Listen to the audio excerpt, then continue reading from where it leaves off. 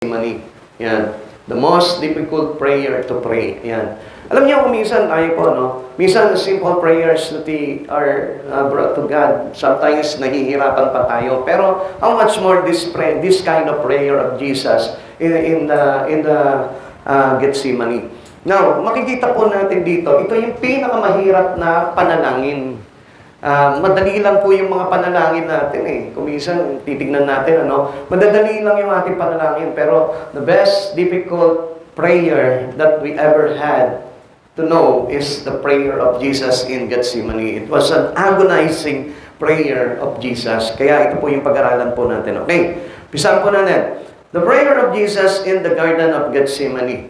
3 gardens na meron po tayo dito sa pag-aaral na ito. Eden, the Garden of Eden, Garden of Gethsemane, and the one near the cross, yung po tinatawag na Garden of Tomb. Yan. Okay. At Gethsemane, Jesus prayed, "Thy will be done." This is a simple word, napakasimpleng salitaan po nito, pero ang kahulugan po nito ay napakahirap. Amen. Napakahirap, lalo-lalo na sa katulad po natin, na syempre po, nasanay po tayo that we are being separated by God, to God. At yung pagiging separated natin sa Panginoon, it is because of our sin. Yung kasalanan po natin. Kaya, in so many ways in our living, ang nasusunod lamang po, yung sarili po natin. This is the most difficult prayer to pray. Ito yung pinakamahirap dito, yung sabihin mo rin sa Panginoon, it is easy to speak, "Thy will be done," pero it is easy to do, "Thy will be done." Ang hirap gawin po nitong bagay na ito, pero ito yung kailangan nating ipanalangin sa ating Panginoon. Kaya makinig po kayo. Sabi po ng Mateo chapter 26, verse 42, "Muli siyang lumayo at nanalangin, Ama ko, kung hindi po maaaring maialis ang kopang ito, malibang inumin ko, mangyari nawa ang iyong kalooban." Sabi niya pong gano'n, mangyari nawa ang inyong kalooban. So, para ba bang ipinapaubaya ni Jesus sa kanyang Ama yung kanyang buhay? Or whatever things happens to Him, o kung ano yung ma-experience niya dito sa kanya, yung naghihintay sa kanya na masakit na pangyayari, pinaubaya niya sa Panginoon yun. And sometimes sa atin, sinasabi lang natin itong parte na ito eh. Yung sinabi niya, kung hindi po maaaring maialis ang kopang ito, malibang inumin ko, dito lang tayo nag-e-end eh. Hindi na natin sinasabi, "Lord, thy will be done." Mangyari ang kalooban mo. Tayo tumutuldok agad. Sinasabi natin, "Lord, pwede ba pakialis mo itong problema ko? Lord, pwede ba pakialis mo itong mga utang ko? Lord, itong kaguluhan ko, itong karamdaman ko, maaari bang pakitanggal mo sa akin? Lord, yung kawalan ko, maaari bang pakitanggal mo sa akin?" Pero hindi natin inalam kung ano yung kalooban ng Panginoon doon. Hindi natin alam in so many ways or in the bad ways that happens to us or we experience in our life, hindi natin alam na kalooban pala ng Panginoon sometimes. Minsan pala, niloob ng Panginoon na mag-suffer ka sa buhay na ito, and sometimes we're experiencing hurts and pains in our life para lang sa ganon, we learn from Him. At matutunan natin na mag-rely sa Panginoon. At yun po yung pinakamaganda doon na dapat na matutunan po natin. Sabi nga po ni Clyde Staple Lewis, sabi niya po gano'n, and here's 2 kinds of people. Meron 2 uri po ng tao. Sino po ba ito si Clyde S. Lewis? Siya po ay isang novelist and author of the 40 books na may kinalaman yung ibang kanyang mga sinulat, which is Christian apologetics. May kinalaman po sa paglalahad ng mga bagay-bagay or kumbaga parang gina-justify niya yung mga bagay sa Panginoon po na gusto na maipaintindi sa mga Kristiyano. Okay, ito yung 2 tao na sinasabi po nito si Lewis. Those who say to God, "Thy will be done." Yung nagsasabi, like for example sa atin dito, marami sa atin dito nagsasabi, "Lord, mangyari ang kalooban mo." Yun yung isang tao. At yung second people, or dito, person is those to whom God must say, "Have it on your way." Bahala ka sa buhay mo. Kung ano gusto mo, sige, bahala ka. Ganun po tayo minsan. Minsan kahit na nanalangin tayo sa Panginoon, tumatawag tayo sa Panginoon, we pray unto God. Tinatawag natin ang pangalan ng Panginoon, pero tayo nasusunod. "Lord, ito yung gusto kong mangyari ha. Lord, ito yung gusto kong mangyari. Lord, gusto ko ganito ka. Smooth yung buhay ko, Lord." Walang bakong-bakong daraanan. Pero ang gusto talaga ng Lord sa iyo, anak, gusto ko minsan maranasan mo yung umakyat ng mundo eh. Gusto ko minsan maranasan mo na dumaan ka sa hindi patag. Kasi meron akong ituturo sa iyo dun sa mga bagay na yun eh. Kaya ayoko nung daan na sinasabi mo, which is so smooth. Gusto ko minsan nadadapa ka, anak. Pero minsan tayo, di ba? Huwag kang tatakbo, madadapa ka. Alam mo naman, ayoko nasisira yung balat mo. Ayoko nagkakasugat ka. Pero ang Lord, pinapahintulot niya na magkaroon ka ng mga marks of wounds. Amen? Ang sama ni Lord, ano?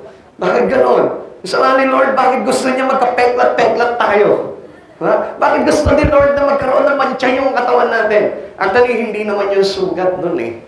Ang binabasihan ng Lord. Ang gusto niya, yung ating greatest experiencing or hurts, pains, or suffering na napagtagumpayan natin through our life in Christ Jesus. Yun yung gusto niya na makita natin po dito. Okay, tuloy po natin. Banggitin ko po sa inyo, dalawang uri po ng tao, yung nagsasabi sa Panginoon na, "Thy will be done," masunod ang kalooban mo. At ang kalawang tao po dito, yung nagsasabi na, "Have it in your way." Bahala ka sa buhay mo. Bahala ako sa sarili ko. Parang gano'n lamang po yun. Ano po? Okay. This prayer demands for the following. Ano po ba yung kailangan po dito sa ganitong klaseng panalangin? Yung ganitong kahirap na panalangin, ano po ba yung hinihingi po nito? Okay, tingnan po natin kung ano hinihingi nito. Number one, to pray this prayer demands a surrender in the soul. Yan. We need to surrender our soul. Kailangan na isuko natin yung ating kaluluwa pagdating po sa ating Panginoon. Ang sabi po dito ni Jesus, tingnan niyo po ito. Even though nakita po ni Jesus dito that he's got a great pain in his soul. Ano sabi niyo po dito? Sabi niya sa verse 38, "My soul is exceedingly sorrowful, even unto death." Ang sabi niya nga, ako'y halos mamatay sa tindi ng kalungkutan. Grabe. Sino kaya makakapanalangin ng ganon? Who with us today can pray in this kind of sorrow?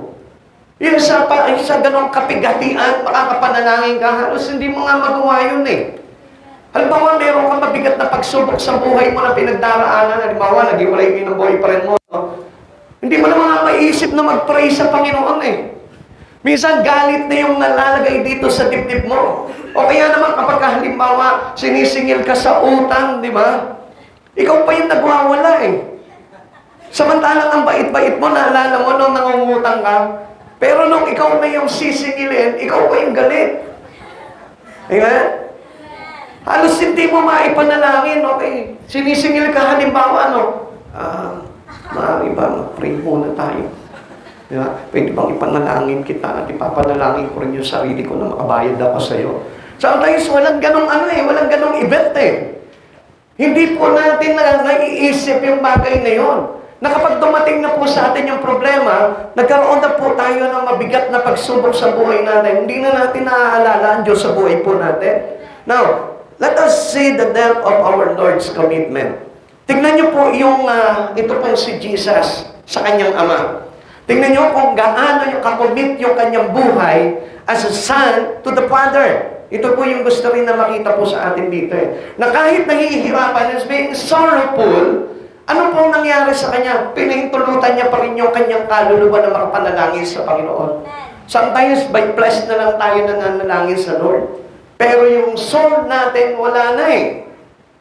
Patay na yung soul natin. If we imagine, if we look into the Spirit, makikita mo, lupay-pay na yung kaluluwa mo, halos hindi na makabangon.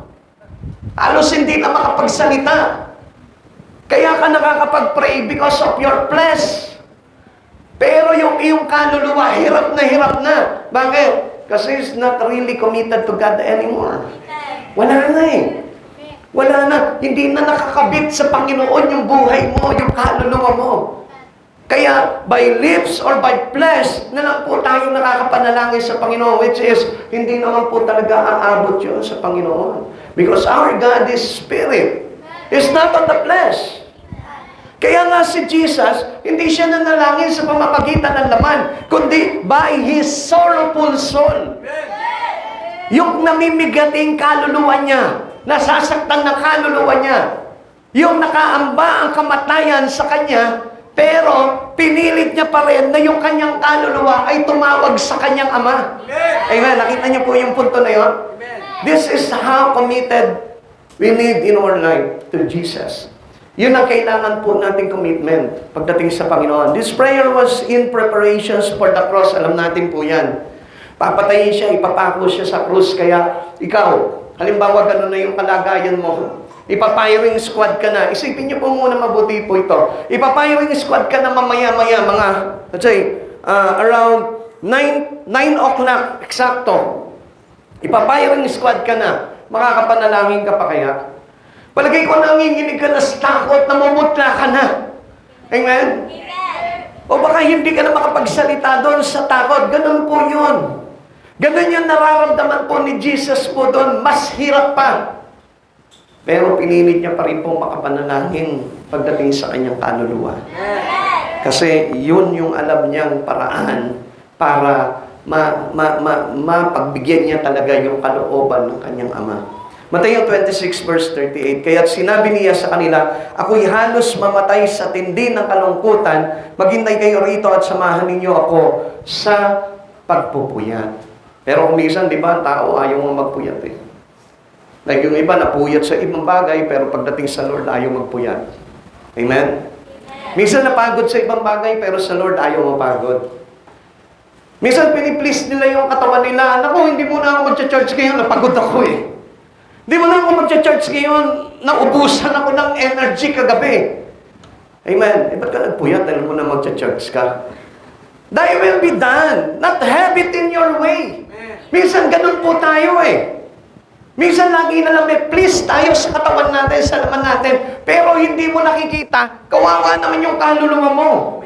Kaya nga, ang gusto talaga ng Panginoon, Thy will be done. Bakit? We cannot see our soul. Hindi mo nakikita yung iyong kaluluwa.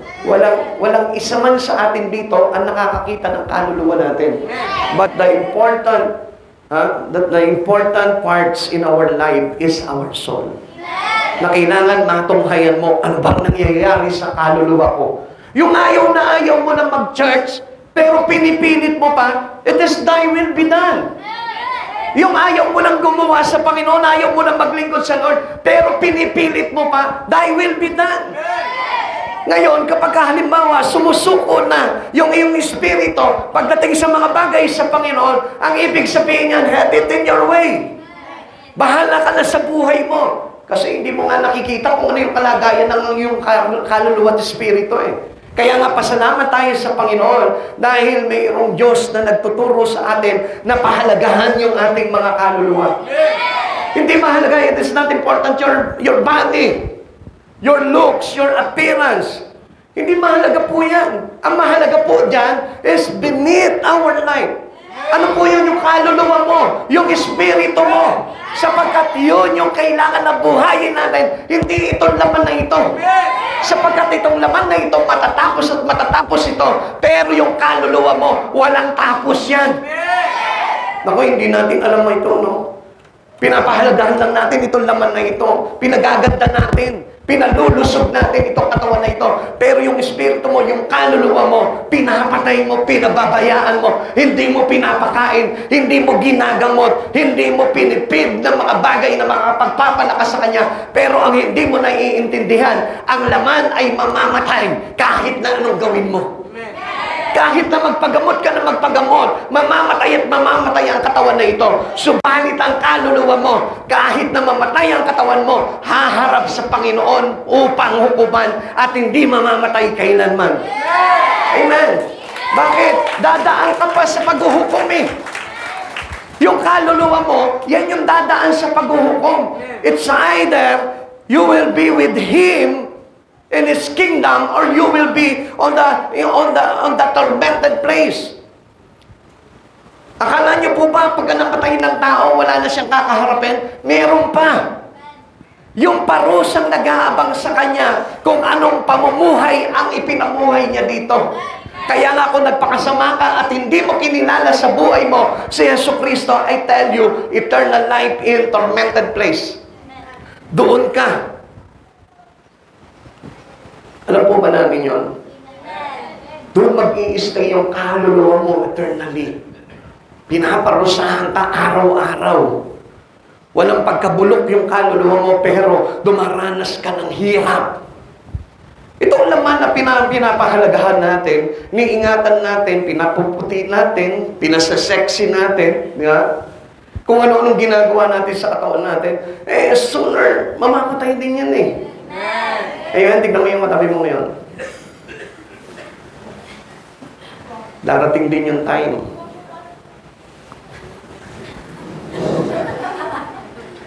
Darating din yung time, kahit sino sa atin, wala tayong magagawa.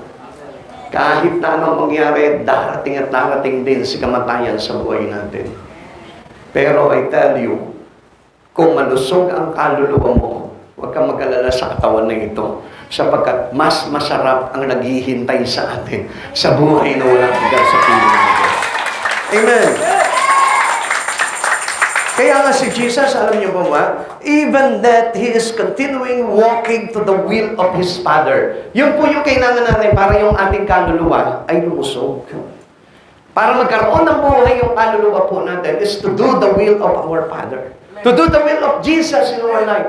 Yung kailangan na masunod yung kalooban ng Diyos sa buhay po natin. Okay, tingnan po natin yung ginawa po dito ni Jesus, na kahit na sa matinding paghirap at kapigatian, ang sabi niya, thy will be done. Masunod ang kalooban mo. In contrast to this, to the superficial religion of the Pharisees, tingnan po natin kasi marami rin po mga Kristiyano po sa panahunan po natin, parang ganito lang, superficial religion lang.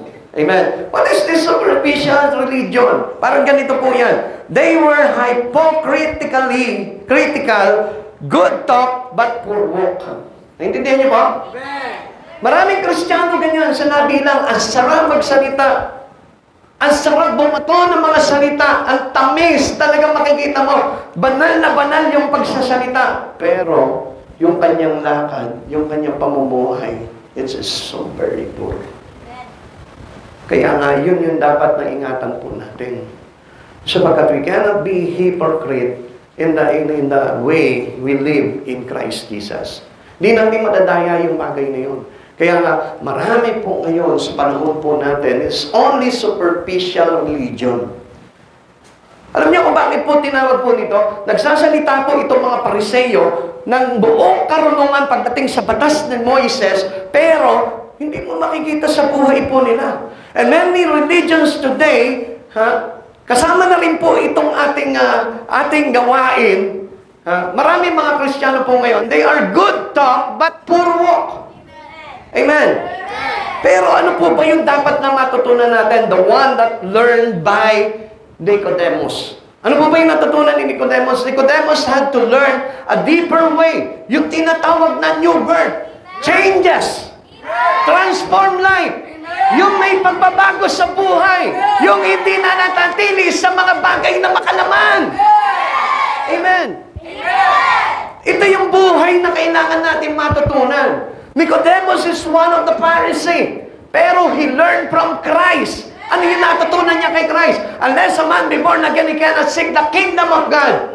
What is born again? It is not a religion. But born again is his transforming life. Yung pagpapanganak muli sa tao. A new creation in God. Yun yung kailangan po natin dito. In every religion, this is what we need to have in our life. Kahit na anong religion pa yan. Hindi natin pinag-uusapan ng religion dito. Ang pinag-uusapan natin, yung pagbabagong buhay para na sa ganon tayo ay makaharap sa Panginoon pagdating ng araw sa buhay na walang hanggan. Amen. Jesus called this disciple to full surrender.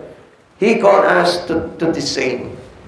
Kung yung mga alagad niya po tinawag niya kahit na magsakripisyo ng buhay para sa Panginoon, it is the same with our calling. Kaya nga huwag kang bibigay, huwag kang aayaw. Sapagkat ang panawagan ng Lord sa atin dito, maraming nagsasabi, wala yata akong calling sa Lord. I tell you, every one of us has called by God. Tinawag tayong lahat ng Panginoon. Bakit ka nandyan ngayon? Kasi tinawag ka nga ng Lord eh. Kung bakit nakakarinig ka ng salita ng Diyos ngayon, ligid sa iyong kaalaman, ang Diyos ang tumawag sa iyo. Hindi itong church na ito, hindi ang pastor, hindi ang mga ka-brother and sister dito, kundi si Jesus talaga ang tumawag sa iyo because He wanted us, every one of us, to be full surrender to Him. Kaya nga nagpapakahirap ka eh.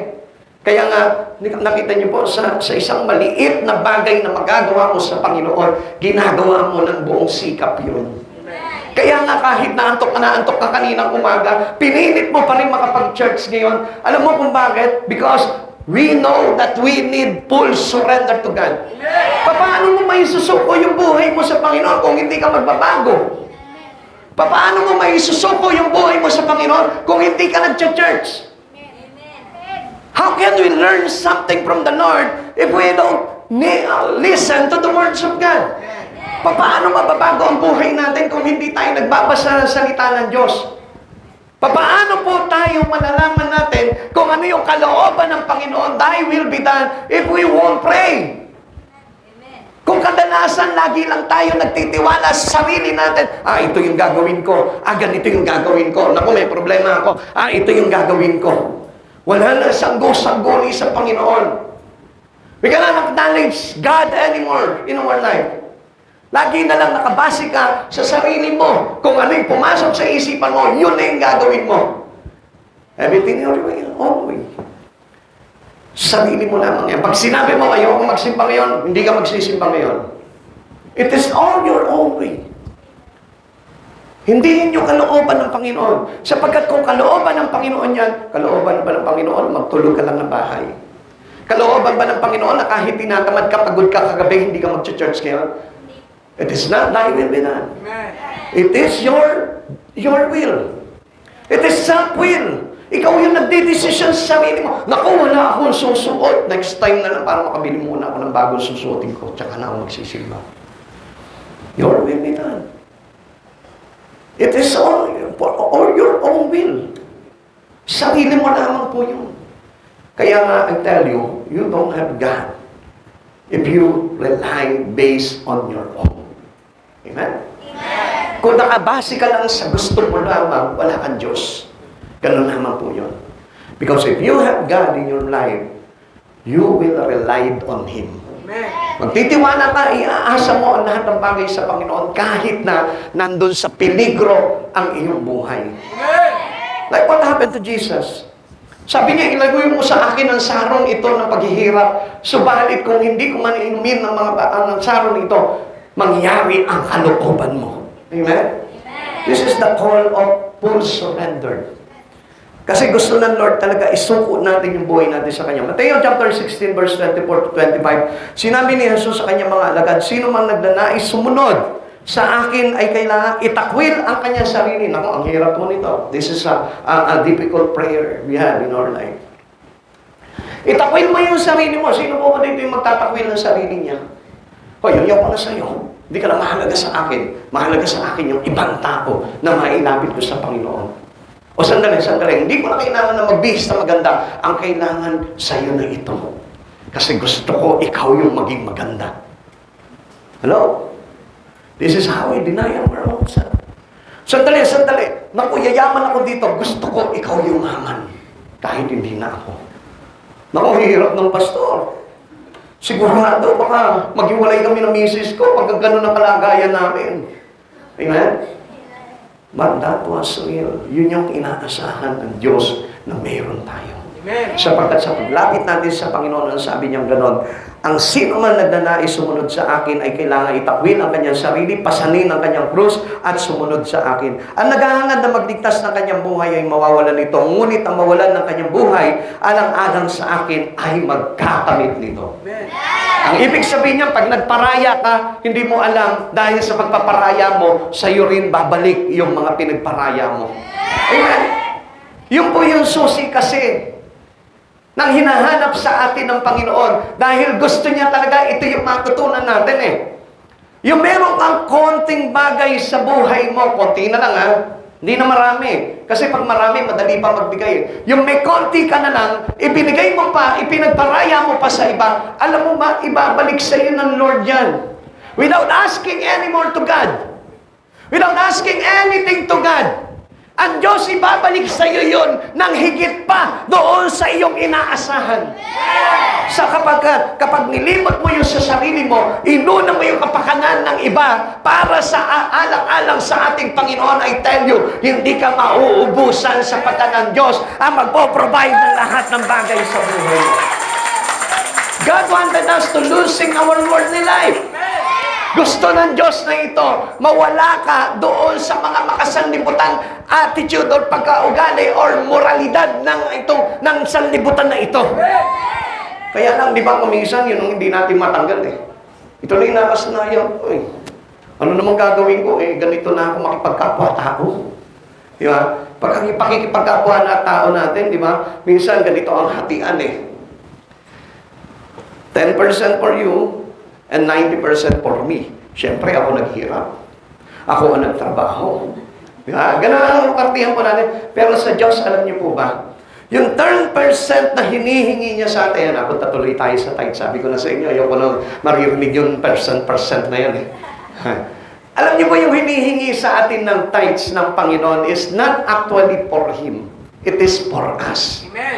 Kaya siya humihingi ng 10% na yun yung pinakamaluwag sa atin. And supposed to be, ang gusto talaga ng Lord dito, limutin mo yung para sa'yo. Pero anong sinabi ng Lord? Upon your giving, give your 10% to Him. Amen? Hindi niyo napansin po yun? Ang gusto ng Lord, deny yourself. Pero, pagdating sa giving, hiningi niya lang 10%, hindi ba para sa iyo yun? Amen? Hindi niya kinuha yung 90%, 10% lang. Kasi ang sabi ng Lord, aanin ko naman yan. Gusto ko lang naman kung marunong ka magbigay. Kaso yung 10% mo, ginawa mo pa, kinuha mo pa yung 10%, sinala mo pa yung 10%, kaya sa madaling salita, percent na lang. Wala na. Wala nang amount. Any number that is time is to 0 is 0. So sa madaling salita, 100 times 0 is 0. 1 million times 0 is 0. Kaya walang pagpapana na dumarating sa buhay natin. Kaya nga, if anyone who want to follow me, ano sabi niya po gano'n? Deny himself, take up his cross, and follow me. Amen. Ha? Limutin mo yun sa iyong sarili. Huwag kang maghangad na magligtas sa sarili mo, ikaw mawawalan.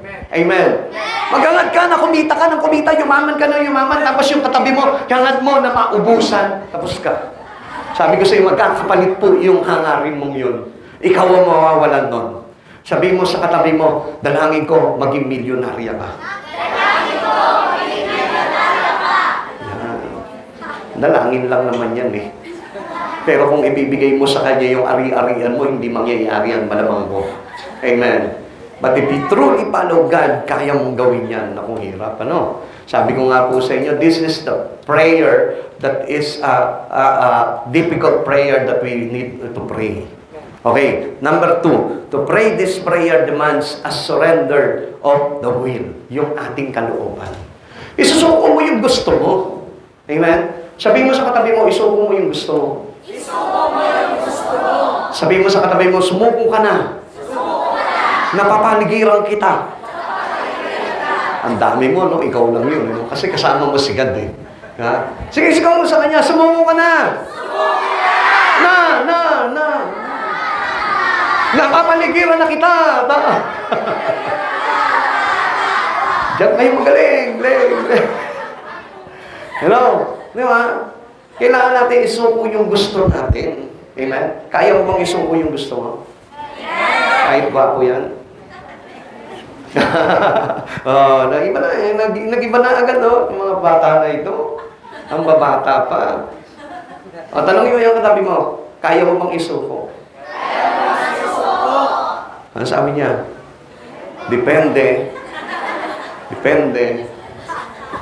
Pag ayaw ko na, okay lang. Ay susuko ko na. Pero pag gusto ko,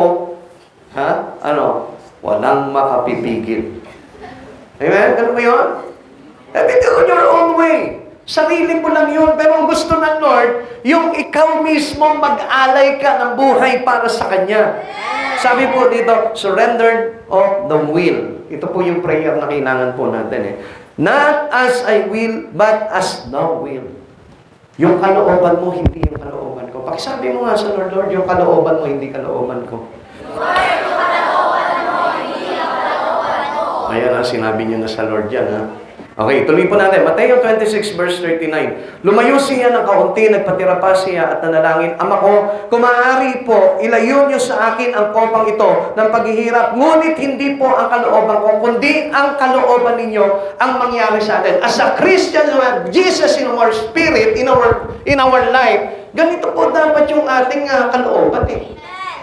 Hindi yung selfish will, hindi yung sarili pa rin natin tayo nakadepende. If you're truly accepting Jesus in your life, ibig sabihin po niyan dapat, yung nasusunod na sa buhay mo, si Jesus na at hindi ikaw. Kaya nga tayo mas madalas masaktan eh. Alam niyo kung bakit? Kasi gusto natin masunod yung gusto natin. Pero nagkataon na hindi tayo yung Diyos eh. Tayo'y creation lamang. At may nag-create sa atin at kailangan yung creator mismo ang masunod. Amen. Kaya nga sabi ni Jesus, alam ni Jesus to, Father, your will be done. Masunod ang kalooban mo. Bakit? Kasi gusto niya na tayong lahat maging katulad niya sa pagdating sa pagsunod sa kalooban ng Diyos. Kaya nga yung simpleng bagay lang, hindi natin mabitaw-bitawan sa buhay natin eh. Yung ating ego, yung ating pride, yung ating title, yung ating position, yung ating kayamanan, yung ating mga kinagisnan, even your belief. Di ba? Hindi niyo po ba napansin? Maraming tao, grabe ang kapit doon sa kanilang past belief. Yung kanilang dating pananampalataya na wala namang kasiguruduhan. Kaya hindi nga po nababago ang buhay eh. Because if you went into the truth of Jesus, doon mo makikita na may magbabagong magaganap sa buhay mo. Because all about things in the truth of God will change our life. Yun yung makakapagbago ng buhay ng isang tao. Alam nyo, kahit saan ka magpunta, kahit anong puntahan mo, kahit anong pakinggan mo, kung hindi yan salita ng katotohanan na nagmumula sa labi ng Diyos, it cannot change your life. Amen. Hindi mababago ang buhay mo. Kaya nga marami pong tao, until now, kahit na nakakapakinig na sila ng salita ng katotohanan, but they are not willing to surrender their will to Jesus. Ano nangyayari? There's no changes happen to them. Walang pagbabago. The same yesterday, today, and forevermore. Ganon pa rin sila. Kaya nga, kung talagang mayroong pagbabago na sa buhay mo, ibig sabihin yan, the truth is, nangyari yung kalooban ni Jesus sa buhay mo. Amen. Amen. Ano ba yung kalooban ng Diyos sa buhay po natin? For you to change. Tayo'y mabago. Sa pananaw na patungo sa pahamakan, tayo'y binago niya tungo sa kaligtasan. What stubborn wills we have? Ano po ba itong matigas na ulo natin na kalooban? Ano po ba yan? We are born with this stubborn will. Alam niyo, lahat tayo, pinanganak tayo dyan eh. Why? Because of the curse of sin. Yung curse of sin na yun yung nagpatigas ng puso ng mga tao. Supposed to be, we rely on God. Lahat tayo sa pagkakakreate sa atin, nakarely po dapat tayo sa Panginoon. But because of the curse of sin into every human, anong nangyari po sa kanya? Tumigas ang ulo. Pinanghawakan at pinanindigan yung kanyang sariling gusto at hindi yung gusto ng Diyos. Basta ito yung gusto ko. Ito yung nararamdaman ko, tama eh.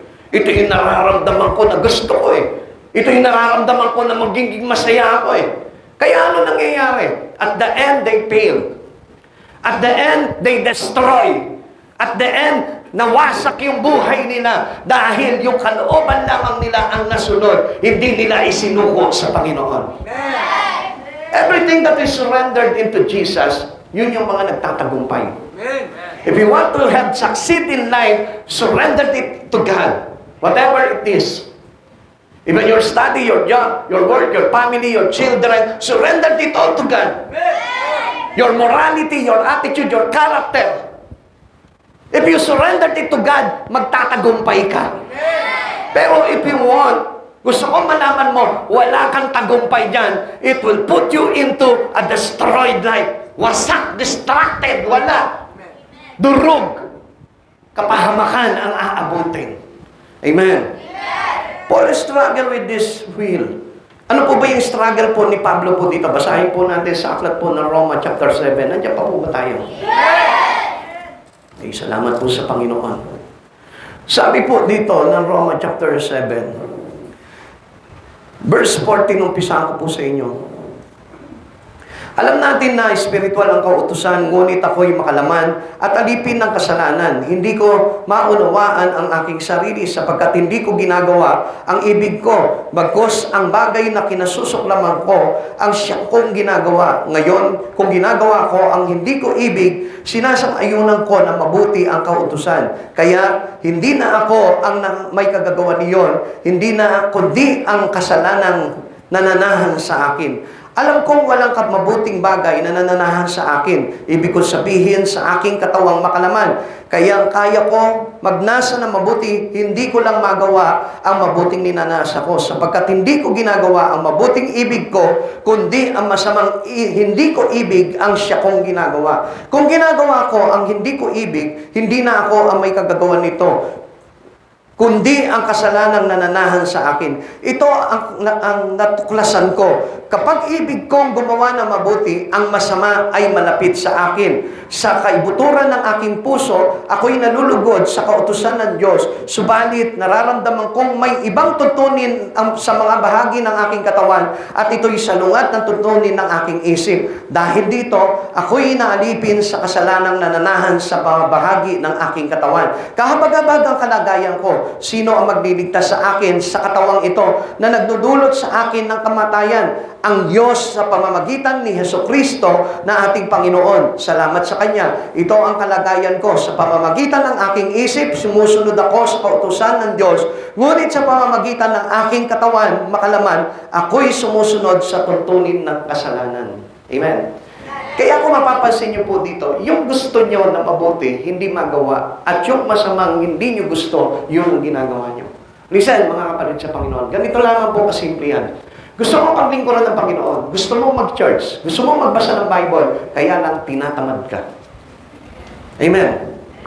So ano po yung umiiral doon? Hindi yung mabuting gusto mo, kundi yung masama ang nagagawa mo. At yan po ay tuntunin ng kasalanan na nananalaytay sa ating katawan. Kaya nga merong katamaran, kaya nga merong kapagutan, kaya inaantok pagdating sa mga bagay sa Panginoon. It is because of sin in our flesh. Kaya ayaw mag-church palagi because of the sin in the flesh. Kaya tayo magbasa ng Bible, ayaw makinig ng salita ng Diyos, ayaw paglingkuran ng Diyos sa kanyang buhay. It is because of the sin in the flesh. At alam niyo po ba, yun yung dapat na banggain natin sa buhay po natin. That's why we need to submit our will to our God. Yung gusto natin, yung kalooban natin, submit it to God, surrender it to God. And let God control your will. Kailangan ng Diyos yung magkokontrol ng iyong gusto.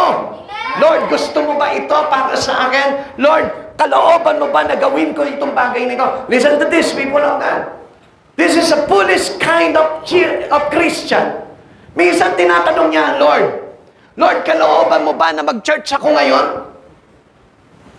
Is it foolishness? Yes. A big foolish. Tatanungin mo ang Lord kung ibig mo na magsimba ka. Pero kapag halimbawa, Lord, kalooban mo ba na ako'y matulog ngayong linggo na ito at hindi magpunta sa church? Siguro may iintindihan ako ng Lord dito kasi pagod ang katawan ko. See? Ito yung sinasabi ni Pablo na struggle niya. At struggle din po natin sa kapanahunan po natin ngayon. Lord, kalooban mo ba na paglingkuran kita? Ay, naku, hindi. Ayaw ng Lord yun na maglingkod ka sa Kanya. Ang totoo lang, gusto nga ni Lord tuka kay Satanas eh. Yung may gusto ni Lord. Gusto ba ni Lord na maging masama ka? Gusto ba ni Lord na maging bold ka sa Kanya? Gusto ba ng Lord na mag-choir ka? Lord, di pangit ang boses ko eh. Eh, anong magagawa mo kung yun ang gusto ng Lord? Amen? Lord, hindi ako marunong kumanta eh. Basta yun ang gusto ng Lord, yun ang gawin mo. Gusto ko ba ni Jesus na ipako siya sa krus? Tatanungin ko kayo. Ang sabi niyang gano'n sa Ama, Ama, ilayo mo sa akin ang saro ng paghihirap na ito, subalit ang kalooban mo ang siyang masunod. Because He is on the flesh, si Jesus ay nasa laman nun. Kaya kung ano yung gusto ng flesh, yun yung binabangga ni Jesus. Amen? At yun yung gusto ng Diyos na ito, na mangyari ring desisyon natin pagdating sa ating will. Yung banggain mo, yung gusto ng laman mo. Actually, kanina, di ba, hindi mo ba napaisip? Gusto mo mag-SM lang, gusto mo maglakwatsa lang. Pero ang gusto ng Espiritu mo, anak, sumamba ka sa akin ngayon. Buti na lang nanalo si Lord, ano? Buti na lang nasunod yung kalooban ni Lord. Kung hindi, isa ka ngayon sa nakalinya doon sa impyerno pagdating ng araw. Buti na lang kahit na antukin ka sa church, kahit na wala kang gana sa church, kahit na para bagang ayaw mo nakikita yung mukha ni pastor, pero pinipilit mo pa rin dahil sa words of God na lang, wow, nagtagumpay ka. That was the will of God. Amen. Naku, hindi kayo makapalakpak, ano? Ha? Kahit na lagi na lang sinisipat yung puso mo ng words of God, ginugusto mo pa rin. Bakit? Kasi nasusunod yung will ni Lord sa buhay mo. Amen. Both men and animals have a stubborn will. Sabi mo sa katabi mo, tao man o hayop, matigas ang kalooban. Ulitin mo sa kanya, tao man o hayop, matigas ang kalooban. Pero ito ang pagkakaiba nun. Okay, listen ha, mga bata. Gayon na rin po sa mga may edad na. Ang kaibahan po nito, ang tao tsaka ang hayop, parehas matigas ang kalooban.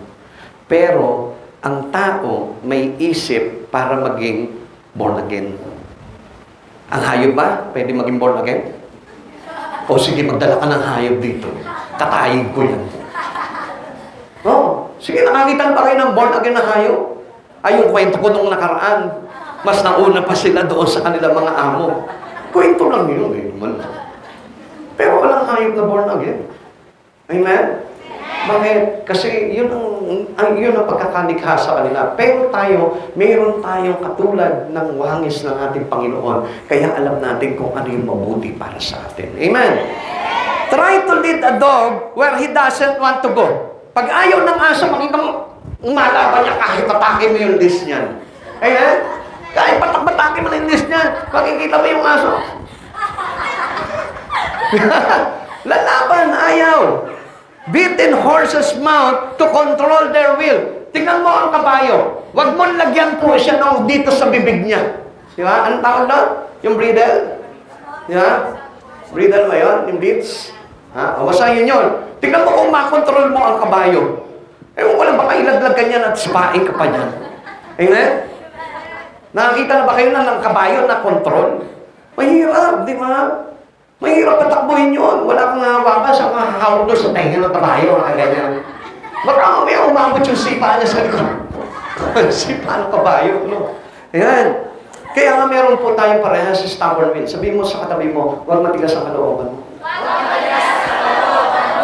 Mas masarap nagpapadurog kesa ikaw ang dumudurog. Amen? Kasi pag ano sabi dito, ang naghahangad na magligtas na kanyang sarili ay siyang mawawalan nito. At the end, hindi ka magtatagumpay. Amen? Okay. Do you refuse to come to Christ because of your stubborn will? Sa atin ganyan, no? Tigas ng ulo, eh, no? Sinasama mo na sa church, ayaw po na ayaw. Eh, for His salvation na nga yun, eh. Salvation na yung mga kapatid sa Panginoon. Pag nakapakinig ka ng salita ng Diyos, ang ibig sabihin niyan, changes coming and salvation is done. Ha? Yan po yung ibig sabihin nun. Na kapag dumating na sa iyo ang salita ng Diyos, dinala ka ng Panginoon sa kanyang templo, ang ibig sabihin niyan, you are no longer in the hands of Satan, but you are now on the side of Christ. Amen? Nandun na po tayo. Kaya, sino po dito yung mga laging papilit? Ano? Sino po dito yung laging papilit pagdating sa pag-church? Siyempre, hindi na naman kayo matataas ng kamay niyan. Hindi na naman kayo aamin yan. Pero sa totoo lang, di ba? Habang pupunta na sa church, halika na, church tayo. Sige. Kayo na lang, mamuna na kayo, susunod ako. Ang hipit ng kapit sa poste ng bahay. Sige na, mamuna na kayo. Magsasapatos lang ako. Hindi madampot-dampot, hindi masuot-suot yung sapatos. Kaya, isusuot na lang yung sapatos sa ano, sa sapatos. Hello? Di ba? Magsusuot na lang ng pantalon, hindi pa pailusot yung sumusuot. Bakit? Because of that stubborn will. Di ba? Kumukontra pa yung kama. Di ba? Ginigising mo, bangun ka na dyan. Tanga, mag-church na tayo, tanga na. Marami mga tinatama. Parang alam ni Pastor ko yung nangyari kanina. Events namin sa bahay kanina. Ganitong eksena namin kanina. No? Tayo na dyan, tatanghalin tayo dyan.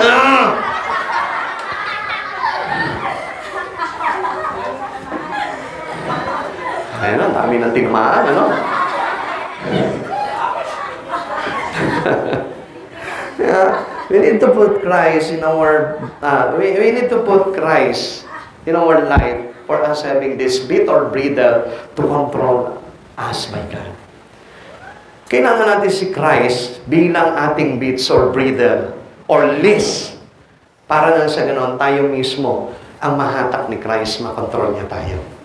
Kaya nga, without that bits like in the horse or the list like in the dog, hindi po tayo makokontrol ng ating Panginoon. And that riddle or bits is our Christ Jesus. Kung wala si Jesus sa buhay mo, hindi ka makokontrol ng Diyos. Without Christ Jesus in your life, mananaig pa rin sa iyo yung laman mo. Mananaig pa rin sa iyo yung mga bagay na makasanlibutan. Yield to God and make His will your own. Kailangan yung will ni Jesus sa buhay mo, yun ang nananaig sa atin. Bakit? You will experience great relief. Ano po yun? Yung peace. Yan. Di ba? Kaya hindi tayo magkaroon ng kapayapaan sa buhay eh. Ang dami mo nga pera, pero hindi ka lang magandang ugaga sa mga bagay na problema mo. Di ba? Ang dami mo pa rin problema. But, if you have a great relief, experiencing the will of Jesus in your life, you may have peace. Di ba? May trabaho ka, pero parang hindi ka mapayapa. Bakit? Yung makita mo lang yung mukha ng asawa mo. Pagdating mo sa bahay, makita mo yung mukha ng asawa mo. Joke lang ha.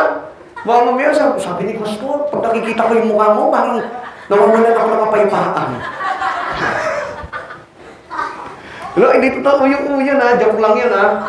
Di ba? Nagpapagaan nga ng karamdaman mo, di ba? Ng kabigatan sa buhay mo, yung mister mo, di ba? Yung misis mo, yung mga anak mo, di ba? Pag nakikita mo na yung mga anak mo, di ba? Lumuluod na yung kalooban.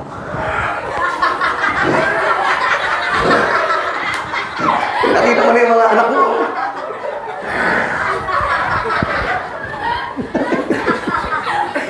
yun yung kaligayahan talaga ng pamilya. Yung kanyang pamilya, amen. Kahit na pagod na sa trabaho yan, di ba? Pinagalitan ng boss niya, mga ganyan. Pag-uwi niya, malakot.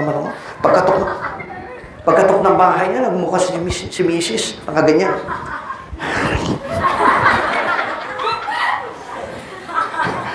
Ang inaagad, pagbukas mo ng pintuan, nandun si Mrs. Nakaganyan na agad siya. Ang bigat ng puro sermon ka sa boss mo.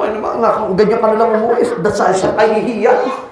Tapos pagdating mo pa sa pintuan ng bahay mo, nakita mo yung misis mo, nakaganyan, lalo ka. Nagkatanda-tanda na ang itsura mo.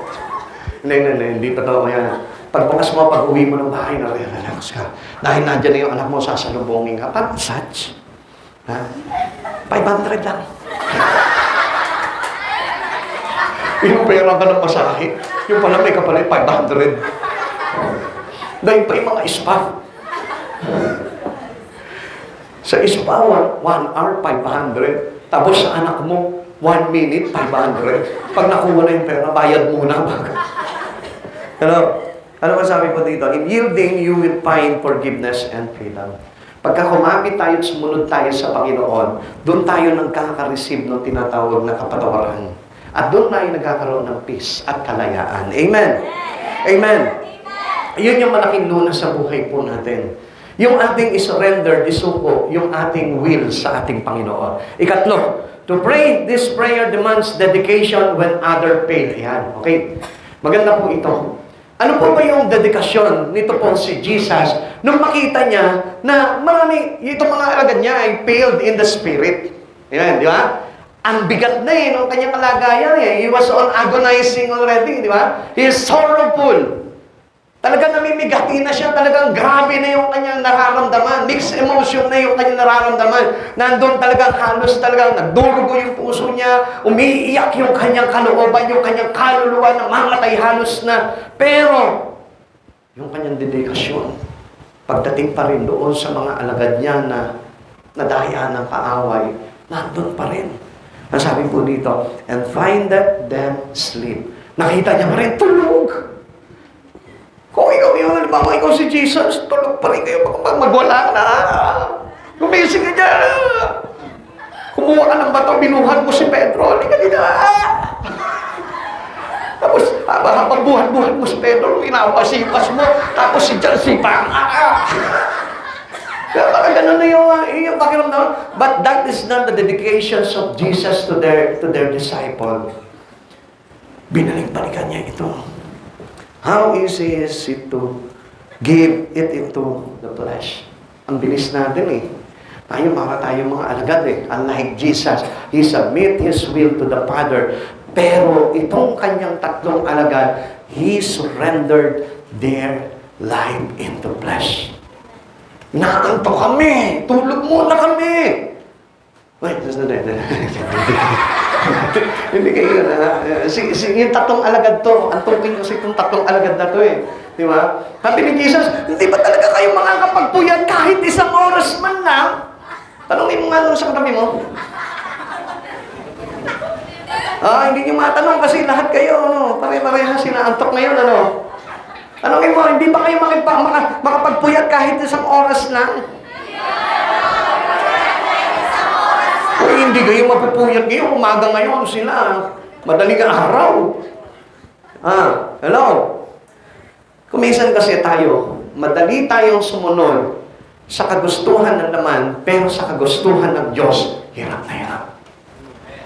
That was the common sickness of every Christian today. Lalo-lalo na kapag hindi submitted and surrendered their will and dedications to God.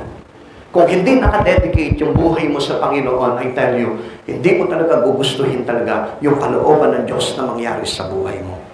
Amen. Mateo 26, verse 40 to 46. Nagbalik siya at tinatnan niyang natutulog ang tatlong alagad. Sinabi niya kay Pedro, talaga bang hindi kayo makapagpuyat na kasama ko kahit isang oras man lamang? Magbantay kayo at manalangin upang huwag kayong madaig ng tukso. Ang espiritu ay nakahanda, ngunit ang laman ay mahina. Muli siyang lumayo at nanalangin, Ama ko, kung hindi po maaaring maialis ang kopang ito, malibang inumin ko, mangyari nawa ang iyong kalooban. Tuloy po natin. Muli siyang nagbalik at nakita na naman niyang natutulog sila sapagkat sila'y antok na antok. Iniwan niya muli ang tatlong alagad at siya'y nanalangin at iyon din ang kanyang sinabi. Nagbalik na naman siya sa mga alagad at sinabi sa kanila, natutulog pa ba kayo at nagpapahinga? Dumating na ang oras na ang anak ng tao ay pagkakanulo sa mga makasalanan. Bangon, halina kayo. Narito na ang nagkakanulo sa akin. Mga kapatid sa Panginoon,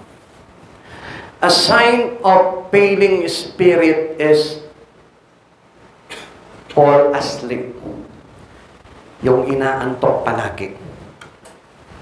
Pagdating sa mga bagay kay Kristo Jesus. Huwag niyo akong tingnan. Gising ako ngayon. Yun ang isang sign ng ang espiritu ay malubha ang kalagayan. And not submitted and dedicated his soul into Christ Jesus. Kapag lagi kang antukin pagdating sa mga bagay sa Panginoon, ang ibig sabihin niyan, you fail in the Spirit. Pero huwag kang mag-alala, hindi mo ba nakikita? Lagi kitang ginigising. Because the Spirit of God is willing to dedicate His own for your own sake. Amen. Actually, kahit magalit po tayo minsan kapag ginigising ka, ba, puyat ako mga kagabi Di ba? Kung minsan nagagalit tayo, huwag mo nang istorbohin, gusto kong matulog. Magpe-pray tayo Minsan nakaupo ka na nga, nagpe-pray ka, pero hindi mo namamalayan, tulog ka na. Pero ang hindi mo alam, God is dedicating His life for your own sake. Kaya nga pilit kang isinasama ng Panginoon sa gawain niya. Pilit kang isinasama ng Panginoon sa panalangin. Pilit kang isinasama at binabalikan ng Panginoon sa mga pagkakataon na nariyan siya.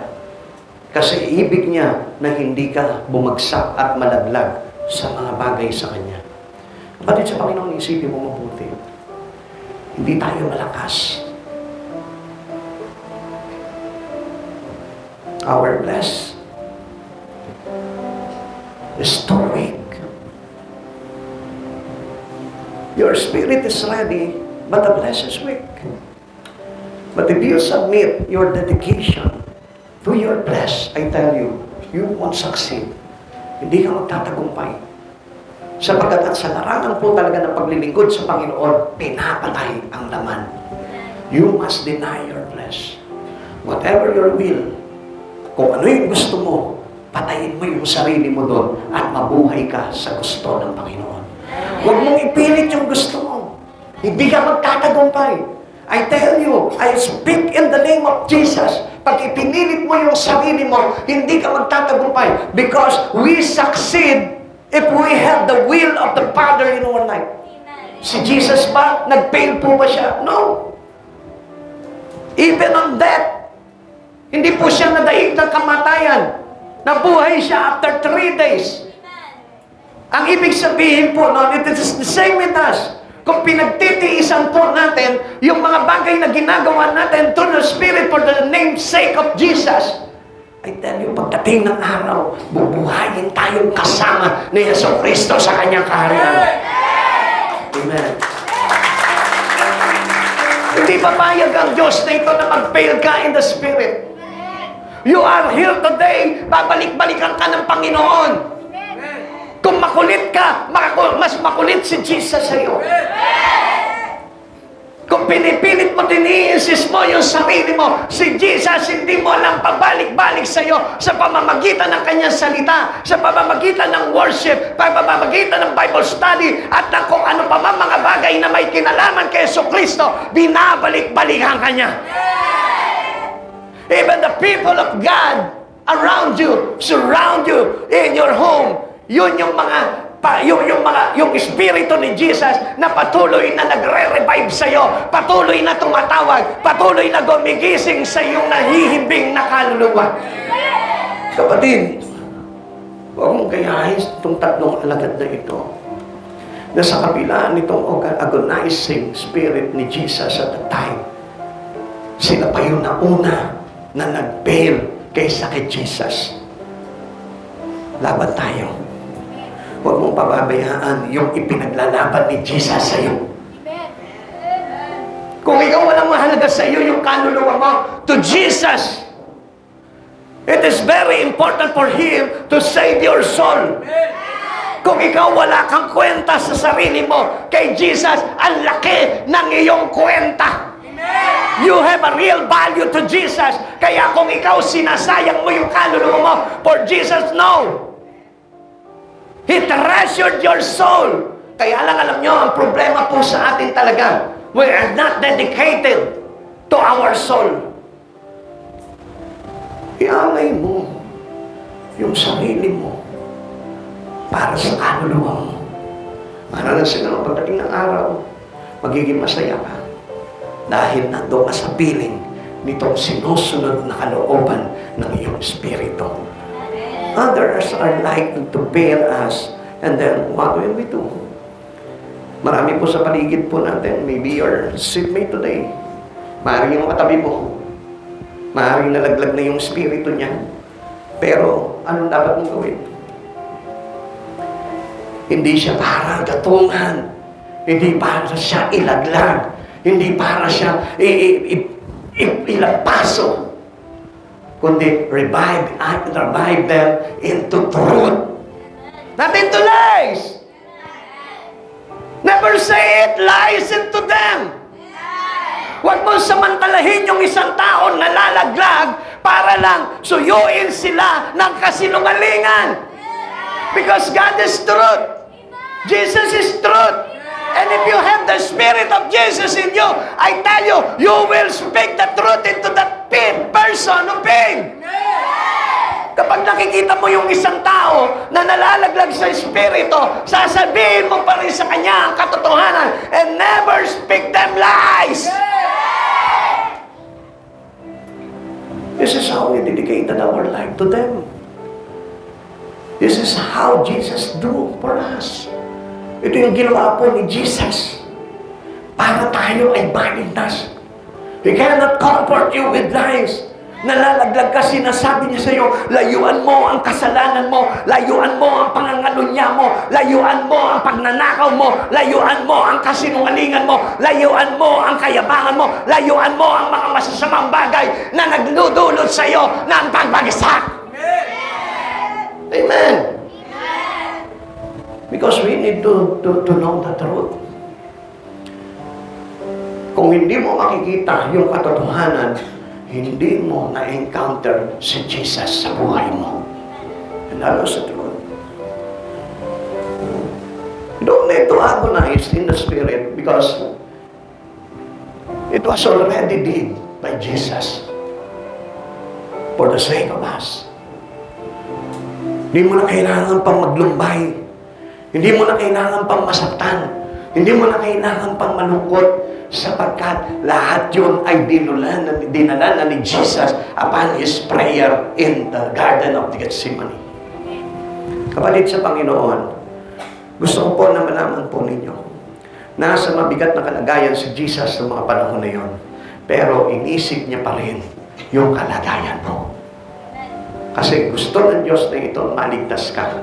Pero please, magising ka sa katotohanan. Si Jesus inilalaban ka, subalit ikaw ayaw mong ilaban yung espiritu ng katotohanan sa buhay mo. You must know the truth and the truth will set you free. Makakalaya ka kung tatanggapin mo ang katotohanan. But if you bring your life into a lies, I tell you, magiging alipin ka ng kasinungalingan ni Satanas. At pagdating ng araw, yung mabigat na parusa ng Diyos ay dadalhin mo sa buhay mo. What did Jesus do when His disciple failed? He went again the second time and prayed. He went again the third time and prayed.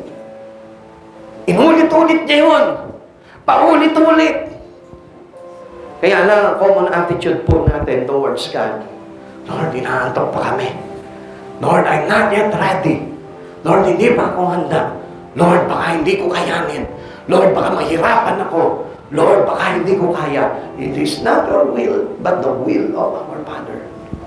It is not your will. It is not your strength, but the strength that coming from God. It is not what inside of your mind, but inside the mind of God. Hindi yung kakayanan mo, kundi yung kakayanan ng Diyos. Kaya ka nga binabalik-balikan ng Lord eh. Because He wants you to learn that strength that coming from Him. Anak, parang sinasabi niya sa mga alagad niya, gising na dyan, ito na yung lakas ko. Pahiramin kita ng karunungan ko. Pahiramin kita ng lakas. Pahiramin kita ng kakayanan ko.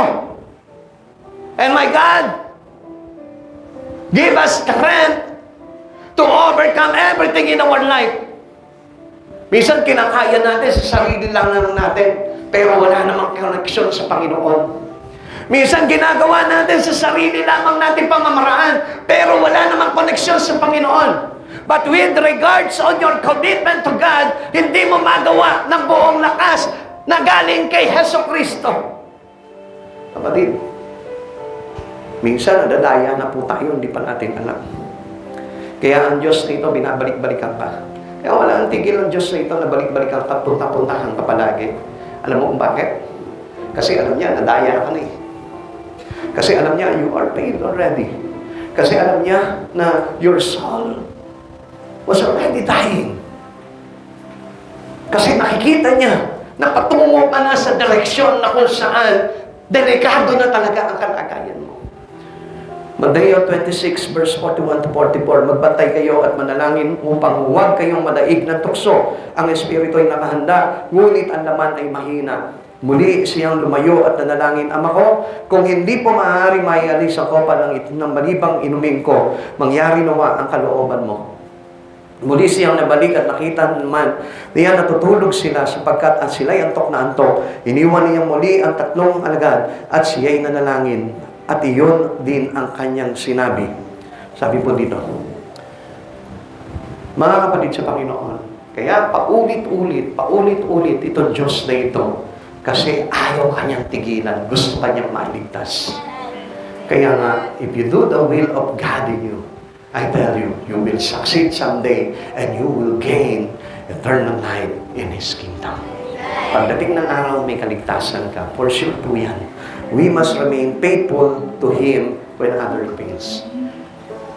Ngayon, kung nakikita mo, halimbawa, na say, you are the only one who stand in your family who decided to keep your relations to God. Iniwan ka nila. Wala kang magagawa kundi remain faithful to Him. Diyan mo makikita talaga yung sinasabi ng isang tao sa Panginoon. Sinasabi ng Lord sa tao. Ang manatiling tapat hanggang wakas ay maliligtas. Have you been resisting the will of God? Ngayon ba, nilalabanan mo pa rin yung kalooban ng Diyos? Stop it! Huwag mo na labanan yung kalooban ng Diyos dahil mabibigo ka. Wala nagtagumpay po dyan. Kung sa pagsunod lang ng sarili pong kalooban, hindi ka magtatagumpay dyan. I tell you, straight to the point, wala kang panalo kung ang kalooban mo ang susundin mo at hindi ang kalooban ng Diyos. Are you willing to surrender, Lord? Mag-decide ka sa oras na ito. Kung gusto mo na isuko kung ano yung bagay na dapat mong isuko sa Panginoon, suko mo na. Wala mangyayari sa buhay mo. Stop sinning. Stop opposing God in your life. Do the will of Father. Gawin mo na, sundin mo na siya. Come to the one who surrendered all for you. Lapit ka kay Jesus. Siya yung nagsuko ng lahat-lahat para sa iyo, para sa katulad mo. Kahit nagalit ka sa oras na ito sa Panginoon, I want you to know, I will tell you, mahal ka ng Diyos. Kung mahal ka ng Diyos, mahal din kita. Sapagkat kung ano yung mahal ng Lord, mahal ko rin. Mahal ko ang kalooban ng Diyos. At gusto ko na mangyari at maganap yung kalooban ng Diyos sa buhay ko. Maging sa inyo. Nais ko na ang kalooban ng Diyos ang manatili po sa buhay po ninyo. Because this is the only way. We have it. The way of Jesus in heaven. Sa ganitong paraan, doon po natin matatanggap po yun. Kaya sa oras po na ito, naniyahan ko po kayo. Tayo po natin magsitayo. Why don't you submit your will into God? Surrender it all to God. Ipahayag mo sa Panginoon yung kalooban mo. Sa kabila ng aking kasalanan, tulong mo'y sapat. Kung sa pagkakataon na ito, iniisip mo sa sarili mo that you are special and important to God, I tell you the truth, oo, totoo, mahalaga ka sa Panginoon. Kaya ka nandito ngayon dahil iniingatan ka ng Diyos na ito. Dahil gusto niya na hindi ka mapahamak. Kaya lang it's unfair to God. Ang Diyos iniingatan ka pero ikaw ayaw mo mag-ingat sa sarili mo. Ang Diyos gusto kanya maligtas pero ikaw ayaw mong iligtas yung sarili mo. Turn your life to Jesus. Sundin mo si Jesus ngayon sa oras na ito at makikita mo. Napakasarap ng buhay na merong Jesus sa buhay. Hindi yung buhay na nagpapanggap lamang, kundi yung buhay na may katotohanan kay Jesucristo. Hallelujah, glory to Jesus.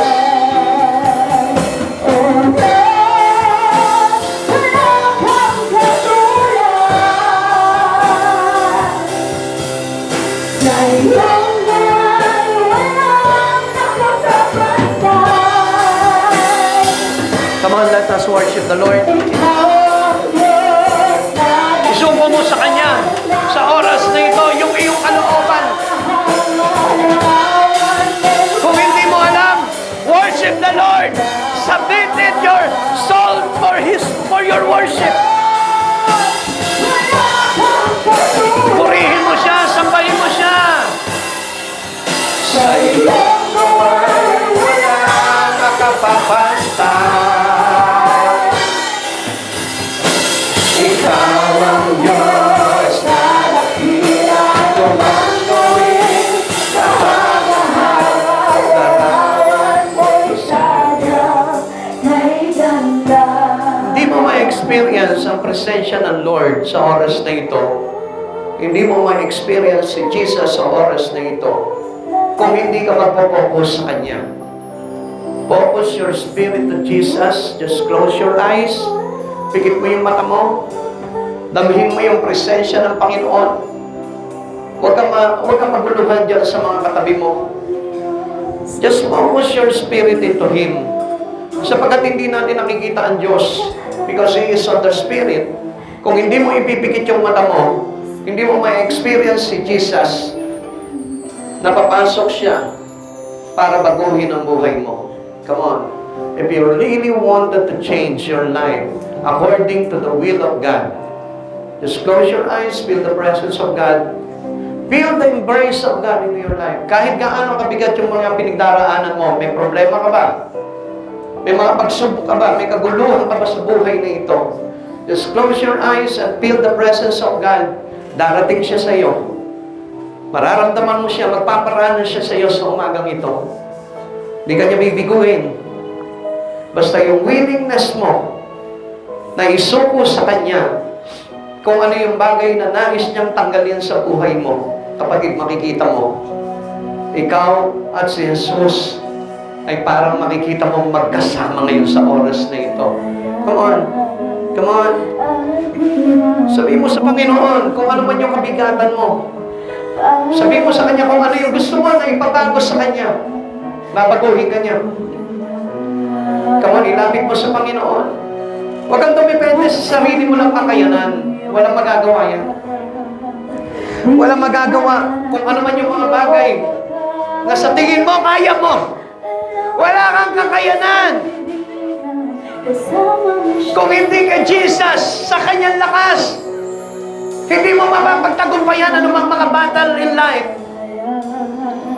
Mahihirapan ka lang, mabibigo ka lang. But with the help of Jesus in you, I tell you, He made you strong. And He will set victory in your fight. Come on, kapatid sa Panginoon. Come on. Seriously. Ask the Lord to come in you. Ask the Lord to enter. Tawagin mo si Jesus. Papasukin mo siya sa buhay mo. Lord, your will be done, your will be done, your will be done, your will be done. Sige, pagod ka na ba? Nahihirapan ka na ba? Ito na yung sagot sa iyo ni Jesus. Basta ipagyari mo lamang yung kalooban niya sa buhay mo. I tell you, magtatagumpay ka.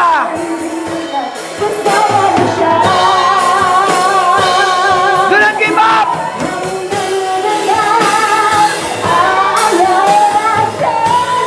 I call unto the presence of God right now.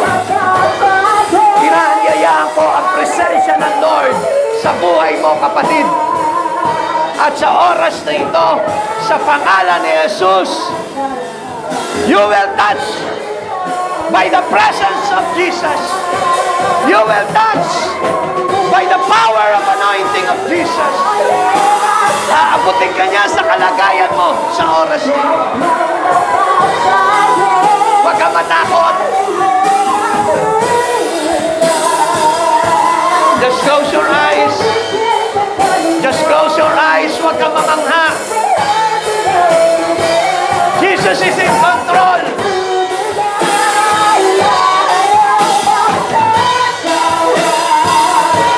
Isuko mo sa Kanya.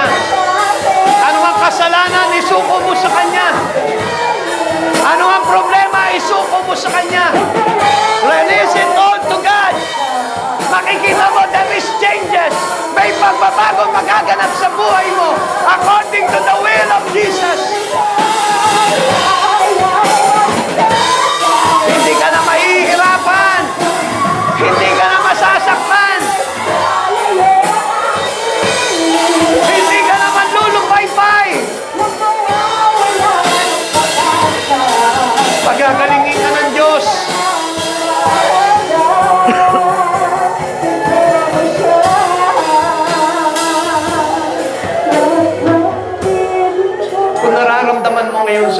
na ito, ang presensya ni Yesu Cristo.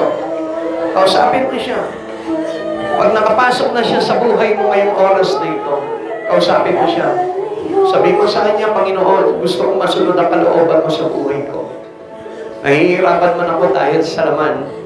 Subalit nais ko, Lord, na makasunod ako sa pamamagitan ng aming Espiritu, Lord. Come on. Sige, kausapin mo ang Panginoon. Andiyan na siya. Andiyan na siya.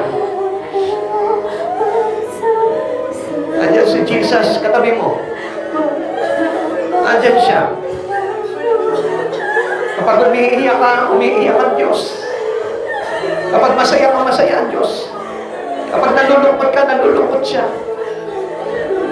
At kapag may kagalakan ka na sa puso dahil tinanggap mo siya, nag-aagalak siya ng higit pa sa kagalakan ng lahat ng mga anghel sa langit. Huwag kang bibigay. Huwag kang aayaw. Huwag kang magsasawa. Manatili ka sa Panginoon. Maraming plano sa buhay mo ang Diyos. Huwag mong tignan yung bigat. Napagtagumpayan na ni Jesus yan. Napagdahan na ni Jesus yan. Tayo'y gumaling dahil sa kanyang mga latay. Tayo'y naligtas dahil sa kanyang mga sugat.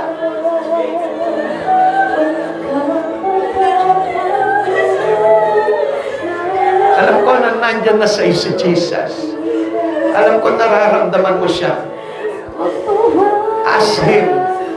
Sabihin mo sa Kanya, Panginoon, palayain mo ako sa anumang mga tanikala ng kaaway na kumukulong sa akin sa ganitong kalagayan. Panginoon, gusto ko ng tagumpay na nagmumula sa iyo. Hindi yung huwad na tagumpay na dulot ng sanlibutan ito. Sige, kausapin mo siya personally. Alam ko may gusto kang sabihin sa Kanya. Kahit sa isip lang, kausapin mo siya sa isipan mo. Naririnig ka niya, nababasa niya isip at puso mo. Sige, nararamdaman niya kung ano yung sinasabi mo sa pamamagitan ng kalooban mo. Nababasa niya yung puso mo, huwag kang mag-alala. Makapangyarihan ng Diyos na ito. Kahit hindi mo isigaw, naririnig niya yan.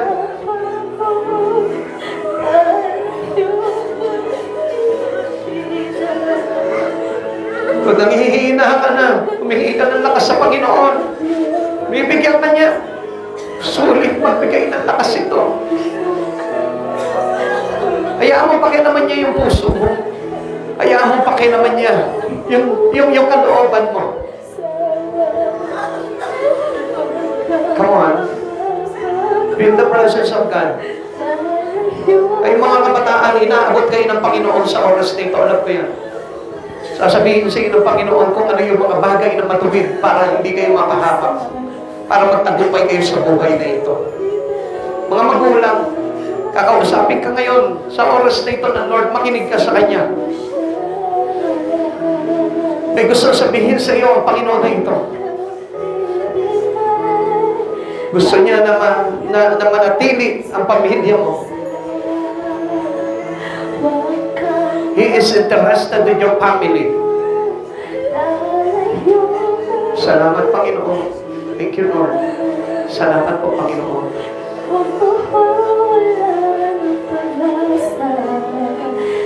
Thank you, Lord. Thank you, Jesus, for the great power of your presence, O Lord, in this morning, O God. Salamat sa pag-iipo mo, Panginoon, sa aming buhay, O God. Papasalamat po kami sa umagang ito, O God, sapagkat binigyan mo ng ganap, Panginoon, ang aming kalooban, Panginoon, na makasunod sa iyo, Lord. Panginoon, isang bagay lamang, Panginoon, turuan mo kaming isuko ang aming kalooban sa kalooban mo. Sapagkat walang ibang dapat na masunod kundi ang kalooban mo sa aming buhay. Panginoon Jesus, napapasalamat po kami sa buhay na pinagkatiwalaan mo po sa amin, O Lord. Alam namin kahit na hindi po kami nakalulugod sa iyo, Panginoon, still tinatanggap po pa rin po ang bawat isa sa amin, O God, sa kabila ng aming mga karumihan. Sa kabila, Panginoon, ng lahat ng aming mga pagkakasala, Lord, patuloy pa rin na nariyan ka, Panginoon. Paparanas ka sa amin, Panginoon. At higit sa lahat, pinapadama mo po sa amin, Panginoon, na mahalaga kami, O God.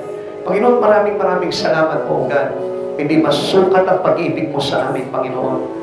At hindi matatawaran, Panginoon, ang ginawa mo pagliligtas sa bawat isa sa amin. Panginoon, maraming salamat po sa Espiritu mo, Lord. Panginoong Jesus, na ibinubus mo sa bawat isa sa amin, O God. Kaya mo, patuloy mo kami patubayan. Palakasin mo kami, Panginoon, sa larangan ng aming mga Espiritu, O God.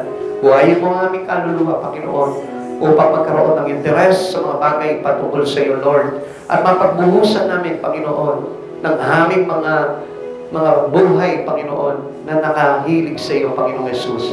Panginoon, sa umagang ito, Lord, maraming salamat po, God. Salamat sa biyaya, Panginoon, ng pagsama mo, ng pangungusap mo, at higit sa lahat, Panginoon, ng pakikialam mo sa aming mga buhay. Sapagkat alam namin, Panginoon, your divine intervention in our life, O God, will send us into a new life, O God. Will send us into a changing one, O Lord. At alam namin, Panginoon, napakahalaga ng buhay na nabago patungo sa iyo, Panginoon. Maraming salamat po, Panginoon. Guide us in our walk in the Spirit, O Lord. Hindi man namin kabisado o alam, Panginoon, ang paglakad sa Espiritu. Tuturuan mo kami. You will guide us, O Lord, by your Holy Spirit, O God. Maraming salamat po, O God. Palakasin mo po kami sa Espiritu, O God, at sa pamamagitan, Panginoon, ng aming pakikiisa sa iyo, Lord. Lord, sisigla ang aming mga kalooban dahil kalooban mo, Panginoon, ang magaganap sa aming buhay.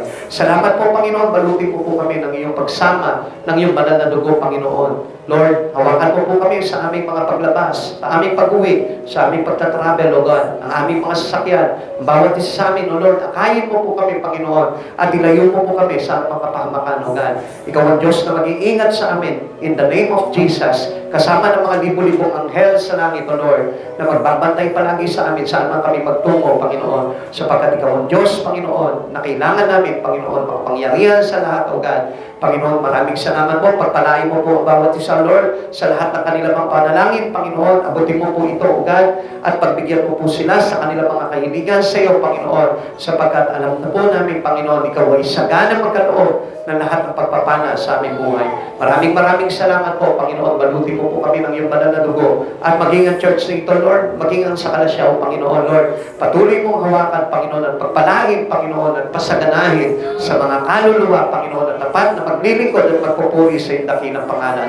Salamat po, Panginoong Jesus. Prosper this church, O God, and even our home, O Lord. Ang aming mga pamilya, ang aming tahanan, Lord. Pagpalain mo po ito, siksik, liglig, at umaapaw na pagpapala, Panginoon. Maraming salamat po, Panginoon, sa iyo. Dakilang kapurihan. To God be the highest glory in Jesus' name.